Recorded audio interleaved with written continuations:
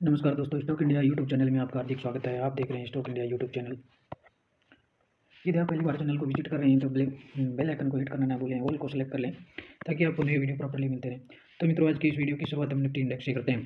तो आज देखिए आज तो इंडेक्स में आज कोई विशेष तेजी और या गिरावट देखने को नहीं मिली, क्योंकि मार्केट आज काफ़ी चीज़ों का इंतजार कर रहा था और उन्हीं चीज़ों को देखते हुए देखें तो आज इंडेक्स जहाँ इंडेक्स की शुरुआत हुई, जहाँ से बाजार की शुरुआत हुई, वहीं पे आज मार्केट क्लोज होने को देखने को मिला है। तो प्रीवियस जो क्लोज देखें, जो 18,700 के आसपास जो प्रीवियस क्लोज था उसके नज़दीक आज 18,700 पर खुले और वही बंद हो गए। आज लगभग आज का जो सेशन था लगभग उसमें कंसोलिडेशन की स्थिति में कंसोलिडेशन की स्थिति में रहा। तो आज देखने वाली बात रही कि आज जो मार्केट है वो काफ़ी जो अहम जो ट्रिगर थे उनका इंतजार कर रहा है। उसमें देखें तो मार्केट को अभी आरबीआई की जो एमपीसी जो मीटिंग्स है उसकी जो शुरुआत हो चुकी है, उसकी जो डिस्कशन जो आएगा उसका जो रिजल्ट आना है उसका मार्केट इंतजार कर रहा है। और देखें तो गुजरात जो इलेक्शन है उनका जो प्रभाव है वो भी बाजार पर देखने को मिला। जो गुजरात के चुनाव आज है वो गुजरात के जो अंतिम चरण के चुनाव थे आज पूरे हो गए और उनका इम्पैक्ट भी बाजार को, तो उनके रिजल्ट के भी बाजार को इंतजार है।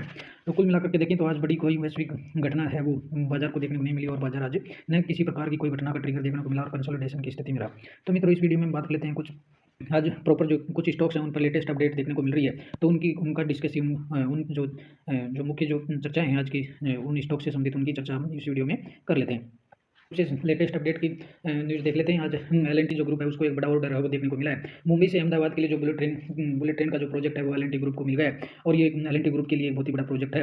देखें तो मुंबई से अहमदाबाद जो बुलेट ट्रेन जो शुरू होने वाली है और उसके जो बुलेट ट्रेन का जो मेगा प्रोजेक्ट है वो एल&टी ग्रुप को है वो मिल गया है। तो आज इस पर एल&टी ग्रुप की तरफ से एक बड़ी न्यूज़ है वो निकल करके आ रही है। The company set the project assigned by the national high speed rail corporation, यानी जो बुलेट ट्रेन को रन करने वाली नेशनल हाई स्पीड जो रेल कॉर्पोरेशन है उसकी तरफ से जो मुंबई से अहमदाबाद के बीच में जो बुलेट ट्रेन चलेगी उसका जो मैन्युफैक्चरिंग का जो कार्य है एल&टी ग्रुप को इसका प्रोजेक्ट मिला है।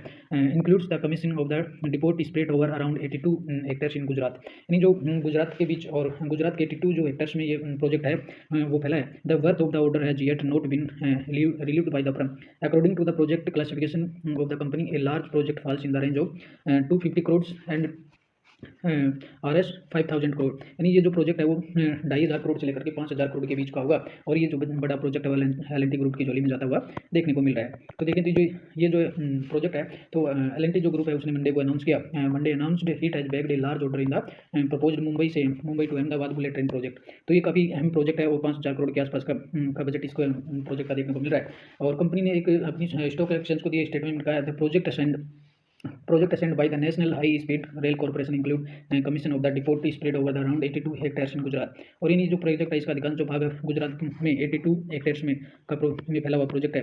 The worth of the order has yet not relieved by the firm according to the project classification of the company. A large projects fall in the range of, यानी 2,500 करोड़ से लेकर के 504 करोड़ के बीच का ये प्रोजेक्ट है। तो ये एल&टी को तो एल&टी की तरफ से एल&टी पर एक बड़ी न्यूज़ क्या रही है, तो देखते हैं कल आप इस पर एल&टी पर वॉच बना करके रख सकते हैं।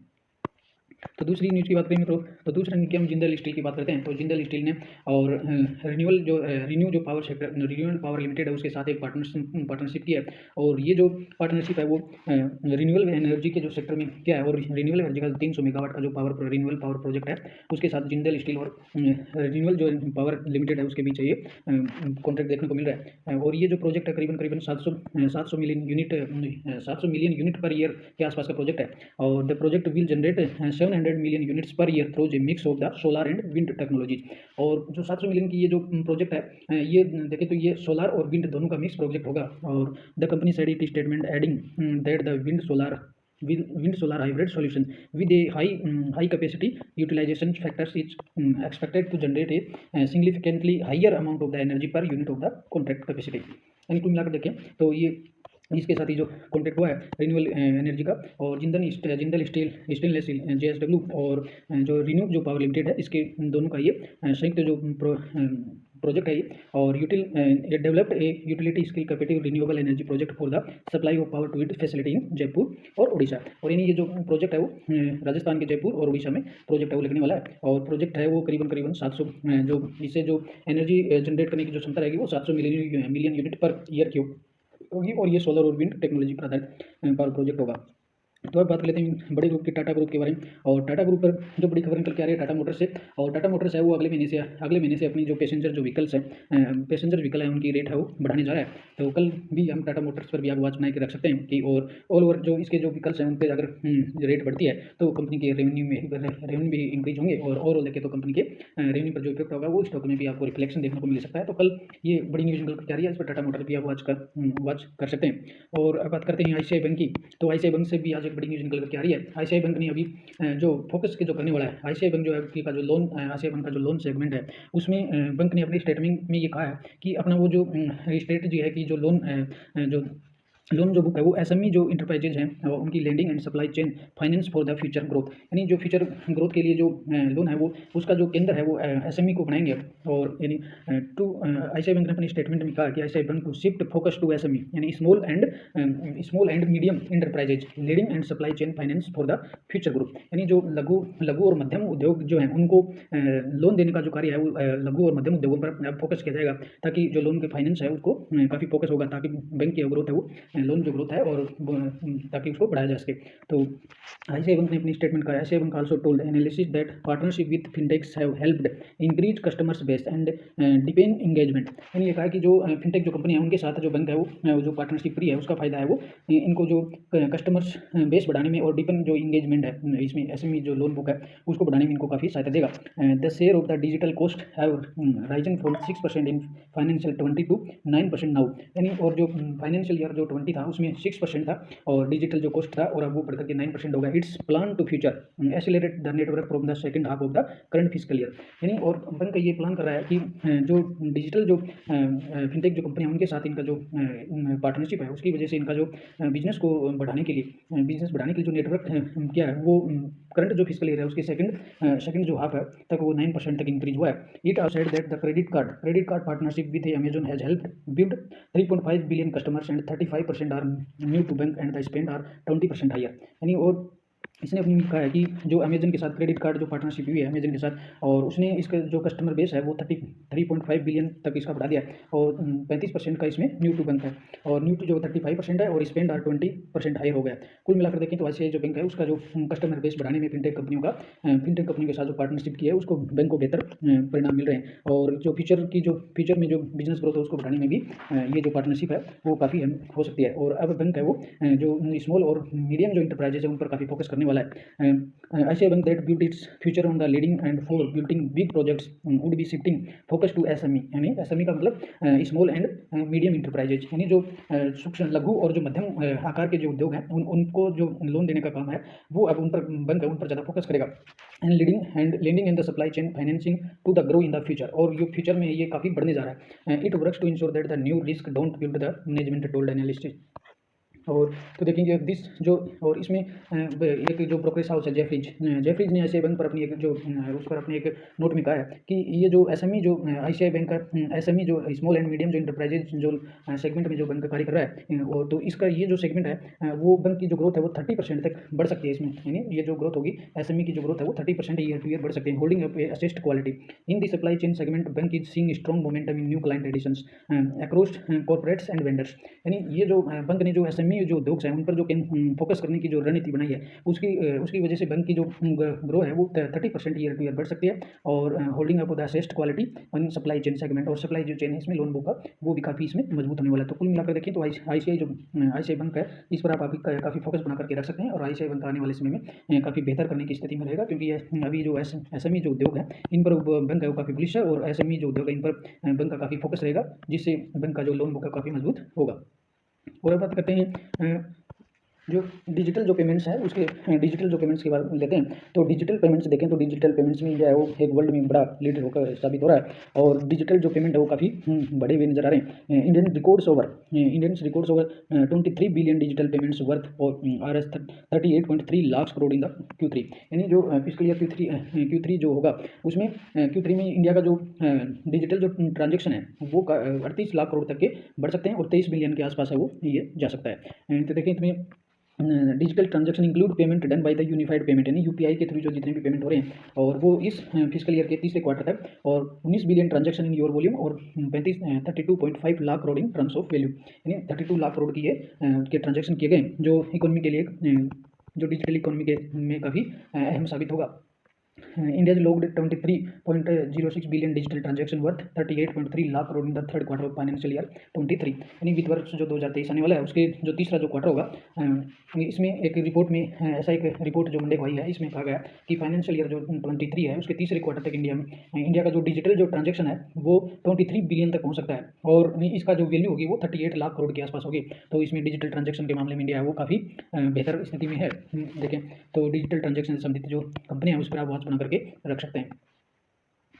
करते हैं हम जो लोन्स बुक की बात करते हैं तो लोन्स देखें तो इंडिया में रूरल वुमेन एंड यंग जो टू व्हीलर्स हैं उनका जो लोन है वो उसमें इंडिया में काफ़ी है, काफ़ी बड़ी मात्रा में बढ़े हैं। और ऐसा एक रिपोर्ट में कहा गया, एक जो रिपोर्ट आई है उस रिपोर्ट में कहा कि two wheeler loans rose 13.5% from financial year 21 to financial year 22 and 8% from the June 21 to June 22। देखें जो इंडिया में जो टू व्हीलर का जो टू व्हीलर से संबंधित जो रिलेटेड लोन है वो 2022 में वो 13.5% तक उसमें ग्रोथ देखी गई है। तो एक अच्छी बड़ी बात है ये।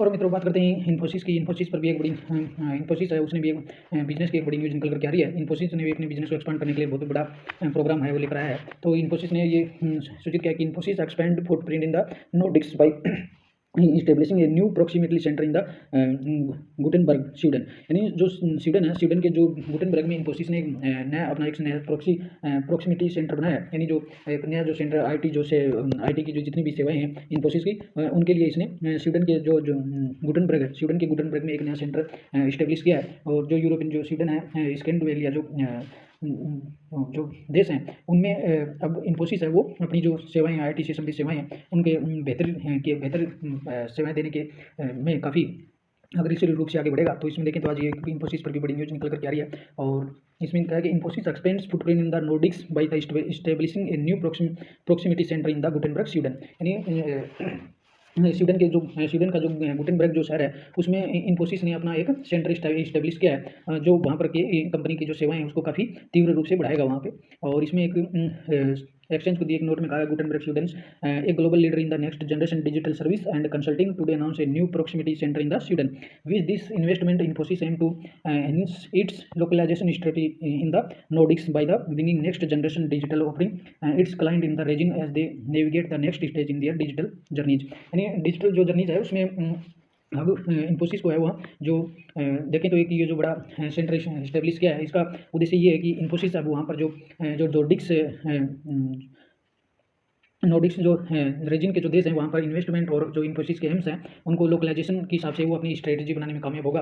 और नॉर्डिक्स जो क्षेत्र है वहाँ पर अपनी जो सेवाएं हैं जिनमें नेक्स्ट जनरेशन की डिजिटल सेवाएं हैं क्लाइंट्स को बेहतर सेवाएं देने की स्थिति से, और वहाँ पर ये सेंटर स्थापित किया है। तो आप कल के लिए आप इस पर भी इन्फोसिस पर भी वॉच बना करके रख सकते हैं। और ये इन्फोसिस ने अपने स्वीडन में एक ये बड़ा सेंटर इस्टेब्लिश किया है जिसकी मदद से वहाँ पर स्वीडन और उसके जो आसपास का जो नॉर्डिक्स जो जिसको नॉर्डिक्स एरिया बोलते हैं वहाँ पर अपनी सेवाएं देने में काफ़ी बेहतर स्थिति में रहेगा। और अब बात करते हैं अडानी की। तो अडानी ग्रीन पर भी एक बड़ी अडानी जो ग्रीन है उस पर भी एक बड़ी न्यूज़ निकल करके आ रही है। Adani green becomes world's largest wind solar hydro power developer, यानी ये जो मीडिया रिलीज में एक ये आर्टिकल छपा था उसके संबंध में कंपनी ने ये इसमें क्लैरिफिकेशन दिया है। तो कंपनी ने अपने एक एक्सचेंज को दिए नोट में कंपनी ने कहा Adani green becomes world's largest wind solar hydro power developer, यानी विंड और सोलर प्रोजेक्ट पावर जनरेशन में है वो अडानी है वो ग्रीन है वो वर्ल्ड का सबसे बड़ी कंपनी उभर करके आ रहा है। तो इसमें इस पर क्लियरिफिकेशन देते हुए और Adani green energy commission 450 megawatt wind solar hybrid power plant in Rajasthan, यानी राजस्थान में और 450 मेगावाट का विंड और सोलर पावर जो प्रोजेक्ट है वो राजस्थान में अडानी ग्रुप ने शुरू किया है। और plant has 25 year power purchase agreements with the SECI at the RS 2.67 पर किलोवाट आवर। और ये देखें तो ये जो एग्रीमेंट हुआ है SECI के साथ तो वो 25 ईयर्स के लिए हुआ है। Adani green energy limited total operational renewable capacity now increase 7.15 gigawatt. और ये जो प्रोजेक्ट राजस्थान में लगा है इसकी वजह से जो अडानी जो ग्रुप है उसकी जो रिन्यूएबल एनर्जी की जो कुल ऑपरेशनल कैपेसिटी है उसमें कुल मिलाकर के देखें तो 7.15 गीगावाट तक वो बढ़ जाएगी। और include operation wind solar hybrid capacity of 1.4 gigawatt at the single location. तो कुल मिलाकर देखें तो अडानी ग्रीन पर एक बड़ी न्यूज़ निकल करके आ रही है। और राजस्थान में इसने 450 मेगावाट का विंड और सोलर जो प्रोजेक्ट लगाया है उसकी वजह से अडानी जो ग्रीन है उसकी जो पावर जनरेशन की जो कैपेसिटी है वो काफ़ी बढ़ गई है और ये बढ़कर के लगभग 7.15 गीगावाट तक पहुँच गई है। तो आज कल के सेशन में आप अडानी ग्रीन पर भी इसमें वॉच बना करके रख सकते हैं। और अब मित्रों बात करते हैं ईजी ट्रिप की। और ईजी ट्रिप पर भी एक अच्छी न्यूज़ निकल कर आ रही है। और ईजी ट्रिप ने गो फेस्ट के साथ एक एग्रीमेंट किया है, जिसमें Go First enters into a exclusive GSA with easy trip for the their sales in the South Arabia, यानी सऊदी जो अरब है, सऊदी अरब जो उसमें है ना, ईजी जो ट्रिप है और इनका गो फेस्ट का दोनों का एक जॉइंट वेंचर इसमें देखने को मिल रहा है। और दोनों के बीच एक एग्रीमेंट हुआ है और उस एग्रीमेंट को हम देख लेते हैं। Go Fest enters into an exclusive GSA with the Easy Trips for their sales in the Saudi Arabia. The agreement would mandate Easy Trip to be an official distributor, promoters and the marketer for passenger tickets to Saudi Arabia. यानी जो गो fest के साथ जो इनके साथ जो करार हुआ है उसके तहत ईजी ट्रिप है वो इनको जो पैसेंजर्स के टिकट हैं वो सऊदी अरबिया में डिस्ट्रीब्यूटर और प्रमोटर करने के लिए इसके तहत है वो इसका अधिकारी होगा। इसमें देखें तो कल की जो आज 5 दिसंबर की न्यूज़ है, इसमें Go First in east valley the Go Air has announced that it has signed an exclusive general sales agreement. यानी जीएसए का मतलब जनरल सेल्स एग्रीमेंट जो हुआ ईजी ट्रिप के साथ, one India's largest online travel platform sell promote and the market passenger tickets and other services to the passenger in the Saudi Arabia effect from this month. यानी इसी month से ये agreement वो शुरू होने वाला है। यानी गो फेस्ट और ईजी ट्रिप और गो फेस्ट के बीच ये जो एग्रीमेंट हुआ है उसके तहत है वो अब ईजी ट्रिप है वो सऊदी जो अरबिया है उसमें जो ट्रेवल जो प्लेटफॉर्म है उससे संबंधित जो सेवाएं हैं उनको वहाँ पर प्रमोट कर सकेगा और पैसेंजर की टिकट है उनकी भी अपनी प्लेटफॉर्म से इनको देख सकेगा। तो इस एग्रीमेंट का दोनों ही जो कंपनी गो फेस्ट और ईजी ट्रिप दोनों को इसको बड़ा यहाँ पर बड़ा बेस इनको तैयार होकर मिलेगा और इसका स्टॉक पर काफ़ी कंपनी के जो रेवेन्यू है उस पर काफ़ी असर देखने को मिलेगा। आईसीआई लोमार्ड जनरल इंश्योरेंस और एयू स्माइल फाइनेंस बैंक और दोनों के आईसीआई लोमार्ड और एयू स्माइल जो फाइनेंस बैंक है दोनों के बीच वो एक एग्रीमेंट है वो होते हुए देखने को मिल रहा है। अब जो बैंक है, बैंक का जो सर्विसेज है बैंक है वो जनरल इंश्योरेंस के लिए अब आईसीआई जो लोमार्ड है उसकी सेवाओं को लेगा। और जो जनरल इंश्योरेंस के दोनों ही आईसीआई लोमार्ड और एयू स्मॉल बैंक दोनों को ही इस एग्रीमेंट से काफ़ी बड़ा फायदा होने वाला है। यानी बैंक है वो अपनी जो बैंक की जो सेवाएं हैं बैंक है वो अपने पोर्टल पर आईसीआई लोमार्ड की जनरल इंश्योरेंस है वो जनरल इंश्योरेंस बेच सकेगा और इस जो एग्रीमेंट का है वो दोनों को ही बड़ा फायदा मिलने वाला है। तो इसमें दोनों के बीच एक टाई अप हुआ है, AU small finance bank and ICI Lombard announce and bank insurance tie up. तो AU small finance bank India's leading small finance bank today entered into a bank insurance tie up with the ICICI Lombard General Insurance. The partnership will provide the bank's deserved customers access to the insurance portfolio and the emphasis presence across India. और यानी bank है वो अब bank जो है वो अब ICI के जो जनरल इंश्योरेंस है उनको अपनी जो सभी ब्रांचेज हैं उनके माध्यम से ये इंश्योरेंस है वो कर सकेगा। और इसका जो फायदा है वो दोनों को ही होने वाला है, आईसीआई लोमार्ड और एयू स्मॉल बैंक और दोनों के बीच है वो एक ये बड़ा एग्रीमेंट हुआ। और इस एग्रीमेंट में देखें तो लगभग बैंक की जो 980 जो बैंक के जो टच पॉइंट है और जो लगभग एयू स्मॉल फाइनेंस बैंक के 20 जो राज्य भारत के 20 राज्य और 2 यूनियन टेरिटरीज हैं उसमें बैंक की ब्रांचेज है वो देखने को मिलती हैं। तो बैंक का जो एक बड़ा जो नेटवर्क है अभी ये आईसीआई लोमार्ड को मिलने वाला है। और जो जनरल इंश्योरेंस है वो बैंक अपनी सेवाओं के माध्यम से अब बैंक है वो जनरल इंश्योरेंस के इससे अपनी जो सेवाएं वो जनरल इंश्योरेंस के सेक्टर में भी इसकी सेवाएं देखने को मिलेंगी। और कस्टमर्स को अब है बैंक है वो कस्टमर्स को जो इंश्योरेंस है वो सेक्टर में भी कार्य करते हुए देखेगा। तो कुल मिलाकर देखें तो इस एग्रीमेंट का दोनों ही को बड़ा फायदा मिलने वाला है, आईसीआई लोमार्ड और एयू स्मॉल बैंक। तो कल के सेशन में आप आईसीआई पर भी और एयू स्मॉल फाइनेंस दोनों पर भी वॉच बना करके रख सकते हैं।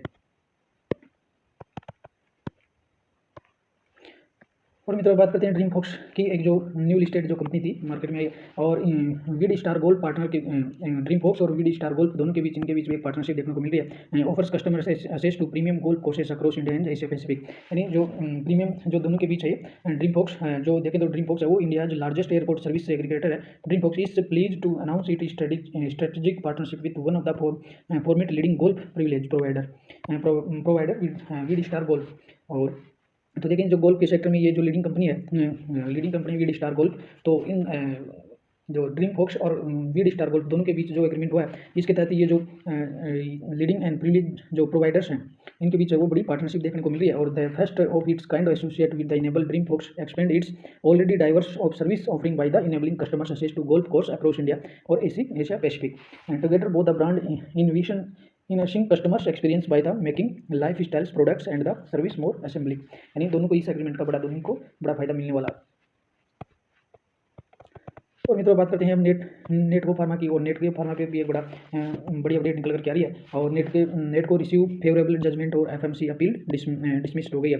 यानी नेटको फार्मा के विरुद्ध जो कोर्ट में जो एफएमसी अपील को लेकर के जो मामला चल रहा था उस पर कोर्ट ने वो इनको क्लियरेंस दे दिया है। और इसमें देखें तो आज ये कहा it please to the announce that the double bench of the honourable High Court of Delhi, जो दिल्ली हाई जो कोर्ट था उसकी जो डबल बेंच है उसमें मामला चल रहा था, has dismissed an appeal filed by FMC corporation, यानी एफएमसी कॉर्पोरेशन के द्वारा जो अपील की गई थी कोर्ट में, उसको कोर्ट ने खारिज कर दिया। FMC Singapore and FMC India has upheld प्रीमा the judgement of the honourable single जज दैट द नेटको की जो CTPR है process does not the infringes FMC Indian patents, यानी जो देखें तो जो नेटको का जो एक पेटेंट एफएमसी जो इंडियन जो पेटेंट था उसके खिलाफ, और ये जो दो कॉर्पोरेशन था एफएमसी कॉर्पोरेशन सिंगापुर और एफएमसी इंडिया ने जो कोर्ट में अपील थी, और कोर्ट की जो डबल बेंच है उसने इस मामले में जो ये जो अपील थी इसको खारिज कर दिया है, और इसका फायदा इसको नेटको फार्मा को मिलने वाला है। तो कल के सेशन में आप नेटको फार्मा पर भी बात बना करके